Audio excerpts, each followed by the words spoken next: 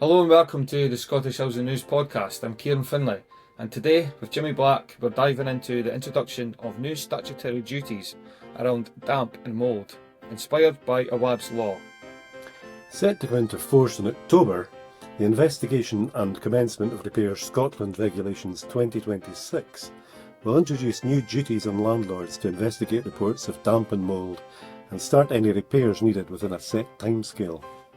Now, you might question why we need new legislation to enforce basic tenancy rights, but the tragic death of Awaab is a convincing argument for change. Now, powerful stories told by tenants and their lawyers in courtrooms are evidence of our collective failure to understand and resolve the causes of dampness, mould and condensation. So maybe we can use technology and qualified contractors to predict and prevent problems before they escalate. So to help us unpack what this means in practice for residential social landlords across Scotland, we're joined by two guests who sit right at the heart of this transition. Gregor Morrison is National Contractor Manager at Aico, a provider of home safety systems and environmental monitoring. And we're also joined by Bob Cairney, Director of Technical Services at Select, who are the trade body representing Scotland's electrical contractors. So Gregor, thanks for coming to Dundee today. Pleasure to be here. Aico's been working with Scottish housing providers on environmental sensors and data platforms for years now, so could you describe what the sensors are telling you about the conditions in people's homes? So we introduced the sensors back in 2021 and the kit's only got a bigger picture on it. We have so far from 2021 to 2026 over 115,000 homes connected UK-wide. Now that's over 150,000 environmental sensors in the homes and over 500,000 devices connected. So that's including fire alarms and accessories as well.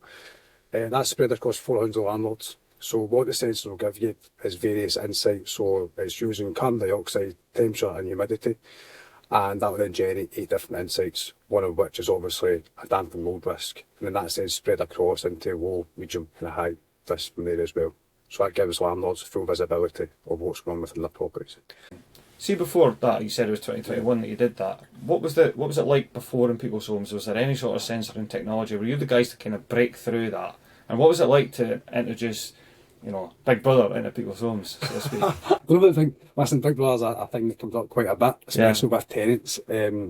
We've worked at the heart of social housing for the last pretty much 30 years, 3 decades through home life safety, predominantly through fire and sewer alarms. Going back to 2017, 2018, this abbreviation of IoT kept on coming up. So as an organisation, obviously we're owned by a company called DI Electronics, based in Ireland. Everything we do is driven by social housing demand or client demand through the housing sector. And again, going back to IoT kept on coming up, this abbreviation of IoT, and we had to look at different technology. You have to actually tell us what IoT means. Internet of Things. Because it was fashionable a few years ago. Nobody says that now. They don't say anymore because, again, there's more and more providers now. Yeah. So I wouldn't say we were late to the party, we definitely weren't the first, but because we're so heavily involved and still are, of course, with the social housing sector, we have to look at different technology to not just increase the safety, but obviously potentially better the conditions of the homes as well. But what are you finding? I mean, are you actually finding there is a problem, a widespread problem, or are you finding that things are better than people thought? But a mixture of both, to be honest with you. I think it's a mixture between environmental and structure. I think that's what landlords are finding as well. So it's not just down to potentially tenants, it could be the potential structure of the buildings. A lot of it can be environmental led, so the condition within the property, and through tenant behavioural changes that can obviously improve from that. But it comes back to that transparency between the tenants and the housing providers as well. Now you're putting electronic kit into various houses. Does that require an electrician? And are you involved in the installation side of it? Or your members, I should say? Our members are. Certainly we've been working proactively with associate members. Select's got a number of associate members, including Aico. And we have been trying to spread the message about Awaab's law for the last couple of years, particularly through things like our branch meetings. Aico have kindly come along and informed the members about Awaab's law in England and the potential rollout in Scotland, and also highlighted their HomeLink sensors and again, Select over the years has been, I would hit, how long have we been involved with Aico? At least 20 years since the requirements came into place for things like fire detection and carbon monoxide detection in properties. Gregor, you've had a front row seat to how Awaab's law is played out in England. So how do you think the providers in Scotland are prepared for the shift to evidence-driven compliance? And in other words, having to justify their actions in court should it ever come to that? I would say, speaking to my colleagues in England and various landlords, I definitely think the sector needs a pat on the back. I think over the last few years there has been a proactive approach, shift away from reactive, since this technology was made available, not just Aico's technology but various other providers as well. Yeah, they're going to have to move from reactive maintenance to preventative maintenance, proactive, basically. Yeah. You know. And that's one of the biggest things. Scotland's definitely in a good position. I think, and for whatever reason that may be, well, we're just a bit different compared to everywhere else. There's 600,000 social housing homes in Scotland compared to 4 million in England. We always seem to be ahead of the curve. That's prior to any Awaab's law coming in, or the changes in annual return last year that was introduced as well. Is it fair to say that maybe Scotland had a kind of standing start in these regulations where England are kind of starting from behind the blocks? Well, again, looking at stats and I look at funding. So if I look at, and again, from a sensor perspective, we look at the Social Housing Decarbonisation Fund that was introduced in England over the last few years, over £1 billion worth of investment, which part of that was sensor technology. There's 2%, again, these are Aico stats, 2% of England's social housing homes are connected. Scotland hasn't had any national funding.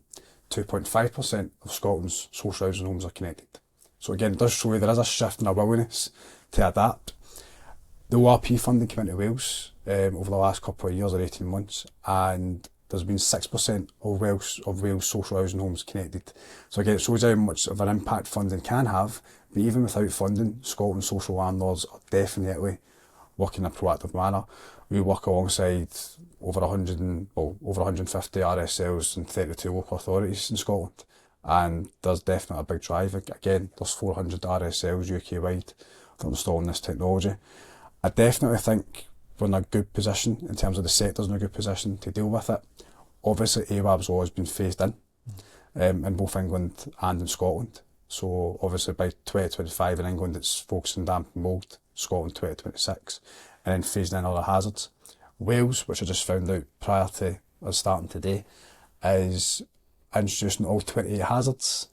And what are the other hazards? Sorry. So like electrical, so carbon monoxide, electrical, fire, you've got radon as part of that as well. You need to look at various others to go through every 28 hazards. So conceivably there could be a bit of smoke in a tenant's home and somebody will be alerted to that. That, you know, eventually. Yeah, pretty much, yeah, from that. So I would say overall, I think we are in a pretty good position, good place with it. I used to be involved with Angus Housing Association, and 2 or 3 years ago, that's when they cottoned on, I think, to the potential use of sensors, and started putting those into houses where there had been reports of damp and gathering the data. But it wasn't always the case that the sensors were linked in real time to the housing association.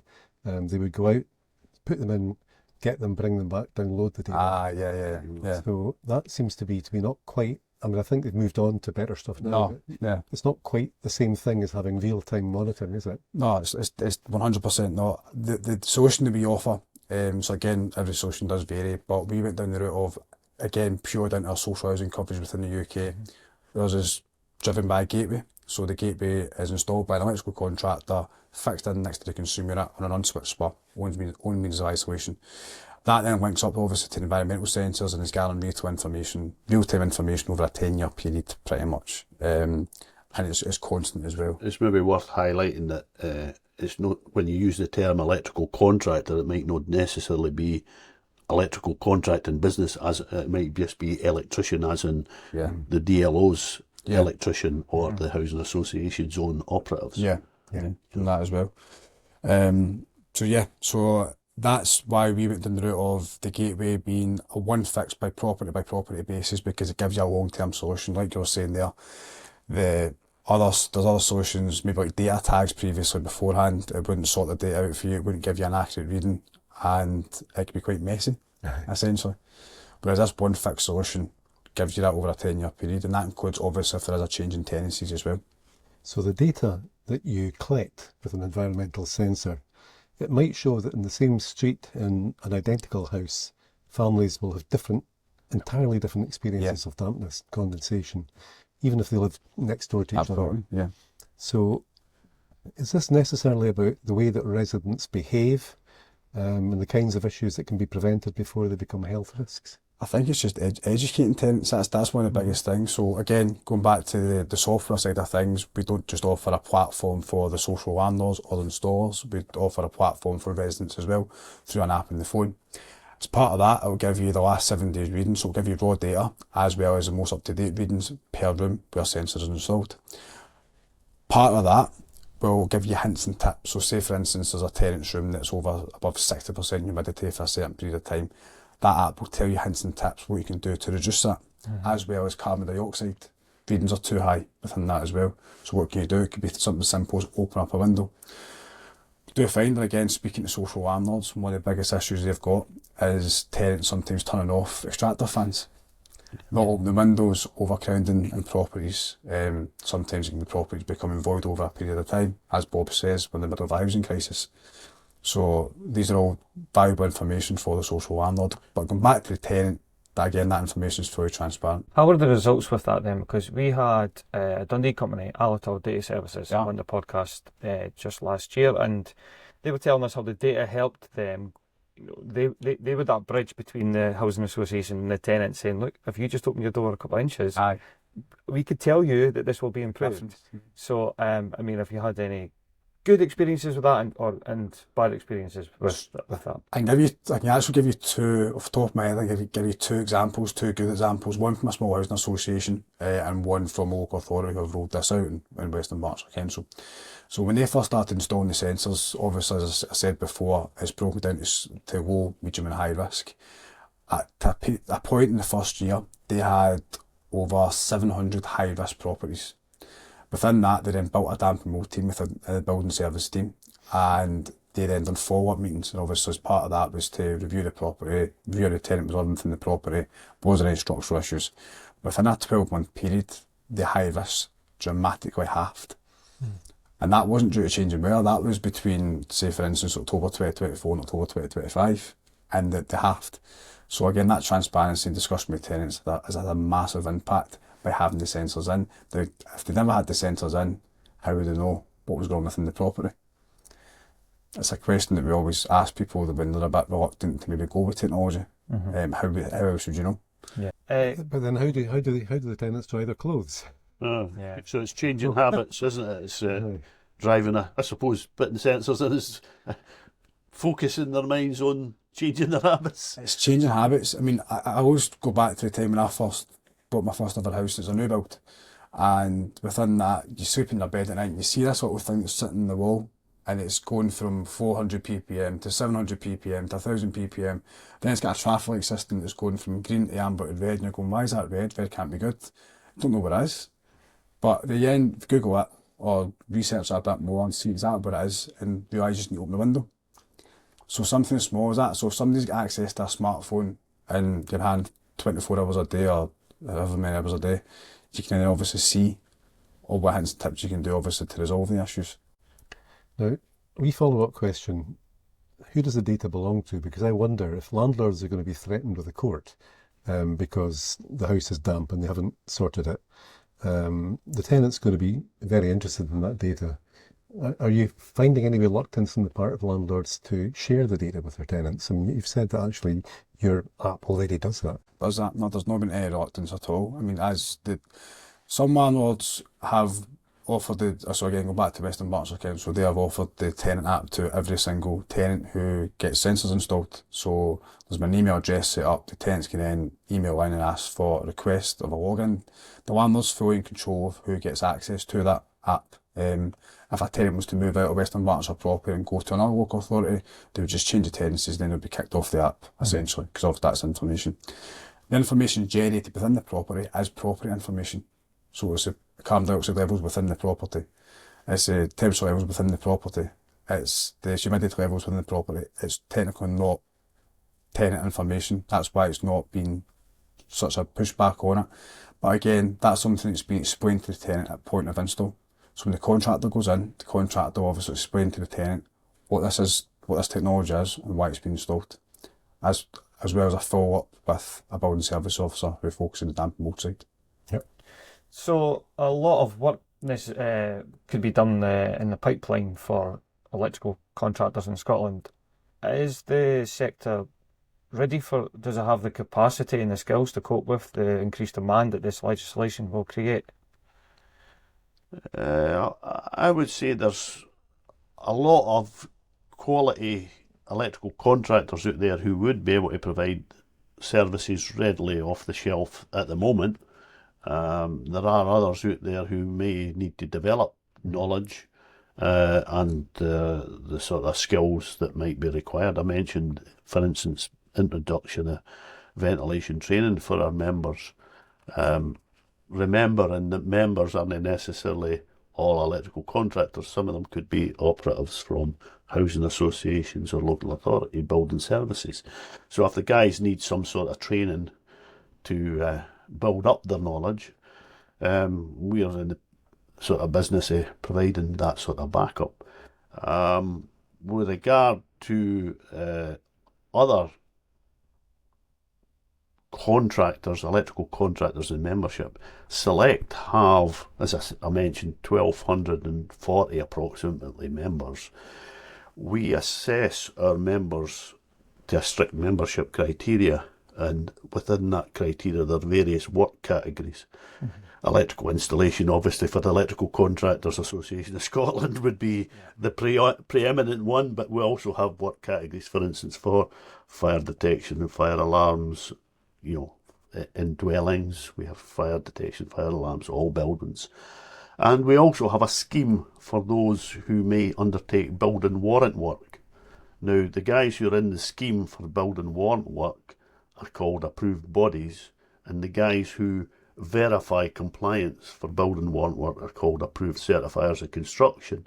And I would highlight these guys as having particular knowledge of, for instance, statutory regulations like the building regulations and the technical handbooks that the Scottish Government's Building Standards Division provide. And these guys, these approved certifiers of construction, if they're in that scheme and they satisfy that requirement, they would be particularly useful when it comes to ventilation issues, I would say. You've mentioned that one of the differences in Scotland is that this legislation is going to be extended to the private sector. Some of them may use properly qualified contractors for this electrical work. Some of them might have a go themselves. Yeah. Is that a risk? And are you seeing any private landlords get in touch with you and say, we need help? Yeah, I mean, since I mentioned the rollout of the repairing standard 10 years ago, initially we did get a lot of contact from private landlords querying, condition reports, periodic inspection and tests carried out, which is a kind of subjective inspection and test, I have to say, and the reports can be subjective and they can be limited in quite a lot of ways depending on what the person ordering the work asks for, to be honest. I think it's imperative in a selector at the forefront of trying to push for professional recognition of properly qualified electricians, that a properly qualified electrician is used. And it would mainly be on the basis of the knowledge and skills and experience that they have to carry out electrical work safely. You don't want, with all respects to joiners, somebody who's, not got a knowledge of electrical work carrying out that work. Is it being installed safely? Is it to the correct standard? There are industry standards that we refer to, particularly in the UK. The national standard is BS 7671, which is the IET wiring regulation, also known as the IET wiring regulations. Now, it's unlikely that an unqualified electrician or electrical contractor will have the knowledge of that standard. If we then look at dwellings, domestic installations, we talked about fire detection and fire alarms, there's also codes of practice there. You've got BS 5839 Part 6, which is a specific code of practice with regard to fire detection. There's standards for carbon monoxide detection. There's standards for just about everything. And then you've got the legislation. There, as I say, there's loads of legislation in Scotland. I've mentioned the House of Scotland Act. That's where this new set of regulations is coming in. You've got within that existing lot of standards. You've got the repairing standard, you've got the tolerable standard, and you've got the Scottish Housing Quality Standard to comply with in for housing. So the guys need to have a knowledge of these sorts of things as well. What is it they need to do to comply? They're in an ideal position to maybe provide advice to private landlords as well. As well as, I suppose, social landlords possibly will have their own staff to maybe advise them or keep them right. But as I say, private landlords particularly. So yeah, qualified staff is very important. If you're carrying out new work in blocks of flats, for instance, going in to install a simple double socket, for instance, in a flat, that requires a building warrant in Scotland. Hence, I then maybe flag up again our scheme certification of construction scheme. Approved bodies, approved certifiers of construction. If you opt to go down the route of applying for the building warrant, which you should be doing if it's applicable, these guys can help you comply. Well, there's an interesting thing, because I've had a number of double sockets installed in my flat. They never applied for a building warrant. Apparently not. So maybe better keep that under your hat. And I think just about to broadcast it to the whole housing sector. I was going to come back, keep on the private landlord issue with yourself, Gregor. And you know, on the social landlord side, it's the social landlord that's got the data and is looking after that, and the tenants have got the apps as well. On the private landlord side, is it a factor? Is it a letting agent? Or is it who's got this data? How is it being used? For instance, how will it be used? So it would be through the private landlord would have this information. So if a private landlord decided to install this within their home, then they would get access to all that information. They may have various properties, but they could then pass it on to the letting agent. If the letting agent was looking after that, essentially it would come under the private landlord to manage that if they wanted, if they chose it's to. Their responsibility. Their responsibility to do so, yeah. And is there education to be happening there? So we train, or we offer CPD training to over 15,000 people every single year through the Expert Installer programme, but we also do various other CPDs for social housing providers and private landlords that look at this technology.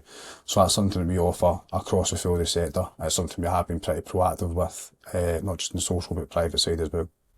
Bob, do you think this is a big opportunity for electricians? I mean, electricity is expensive. The legacy systems have got to go. Old-fashioned storage heaters are on the way out, I think. There's still people having to use them. Are you ready to innovate with new technologies? I mean, do heat pumps, do heat batteries, do solar and heat networks, do they give your members the fear, or are they actually really ready to go and put these things in? Can I add electric vehicles to that as well? Yeah, absolutely. Well, again, the industry, to a large extent, is catching up with regulations and technology. These things are out there, they're being installed, and of course, how do you gain the knowledge? There are companies that are set up to specifically install solar PV. There's guys installing battery systems. Are they suitably qualified? That's a good question. Select are looking at this ourselves, and that's something that we're trying to evolve going forward. We're looking at our membership criteria. I mentioned with 1,240 members, they have to comply with the membership criteria in the first place to join, which revolves around having suitably qualified staff and operatives and compliance with appropriate industry standards, British standards, etc., and ongoing into their membership. So that's important. However, as you mentioned, EV charge equipment, for instance, we recently, a couple of years ago, decided, do you want to be assessed in that for membership? And around 60 to 70 members have come forward, and they specifically want Select to come out and check that they're working to the right standard. For instance, there's not just wiring regulations there. BS 7671, you have IET code of practice that has evolved over time, over the last 10 years. We're looking for compliance with that. We're now looking at our membership criteria in line with a national standard, a national benchmark for registration and certification bodies, Select being a registration body, to include things like solar PV, battery storage, micro wind is another one you could throw into the mix. Periodic inspection and testing is a big thing with regard to repair, and so we're looking at individual assessment. There is a UK concern about the standard and quality of condition reports that are produced on the back of periodic inspection and testing, and trying to inform landlords and such like about be careful what you're asking for, and make sure you've got the adequate budgets. So we're looking at our membership criteria to try and align with this national specification called the Electrotechnical Assessment Specification, and that's driving up standards. That's looking at making sure that guys who are doing solar or battery or EV charge equipment or periodic inspection and testing have suitable and appropriate training and qualifications. We kind of base it on the Electrician Plus model, where an electrician has to be, we talked about that earlier, suitably qualified people. The baseline is you've got a SVQ level 3 in electrical installation practice, and then you build on that. So it's about gathering your competence. Not every electrician is competent for every task that they're likely to undertake. So it's about building up the competence levels by having appropriate training available. Again, we, as I say, provide services for our members, and part of that is training. A lot of our training courses are SQA approved. We've got an SQA approved electric vehicle training course, for instance. We've got an SVQ, an SQA approved periodic inspection and test course. It actually covers the whole range of inspection and test and initial verification of new installations through to the periodic inspection. And again, that is aimed at driving up the quality of condition reports that our members provide. So yeah, we've got a bit of work to do going forward, but that's something we're conscious of, and it's catching up with advances in technology. The wiring regulations, I'm not breaking any secrets here by saying there's an amendment to the wiring regulations that's coming out in April the 15th, because the IET have already done a press release in the middle of January about that. Now, one of the significant changes that's highlighted in that press release is the inclusion in BS 7671 of specific regulations related to stationary batteries. The existing regulation book has 2 regulations relating to batteries. The new regulation book, when it appears, will have something like 18 plus regulations relating to stationary batteries. So, as I say, we're evolving, we're catching up. It's a job just catching up, because technology is moving on at such a fast pace. Absolutely. Yeah, let's round this up then. If you could both give one piece of practical advice to a Scottish housing provider who are finding themselves having to prepare for these new duties, Bob, what would it be? Well, they have to be proactive, and they have to look at the legislation that's ahead of them, and make sure they've got adequate processes and procedures in place. If you're looking at employing electrical contractors, make sure you've got systems in place for assessing their competence. Part of that might be that you rely on engaging a Select member, because you've then got the confidence that there's an assessment-backed membership criteria that they've had to meet to start with. That doesn't mean to say that they're competent for every task. As I say, there's still an onus on an employer to assess the competency of those coming in, but Yeah, I would say be proactive and be aware of these things and deal with them early. Gregor? Collaborate, speak to other housing providers to see what they're doing. We've got a sort of famous saying at Aico that's share the genius. So we sort of host a variation of working groups throughout the year. Every area does it, over 28 areas. Or 32 areas now, sorry, but edit that one out. Yeah, collaborate, definitely collaborate.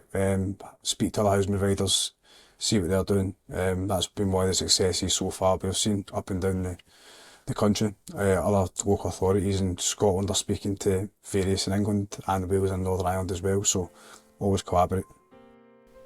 Right, thanks. That brings us to an end of this episode. And thanks to Bob Cairney and Gregor Morrison.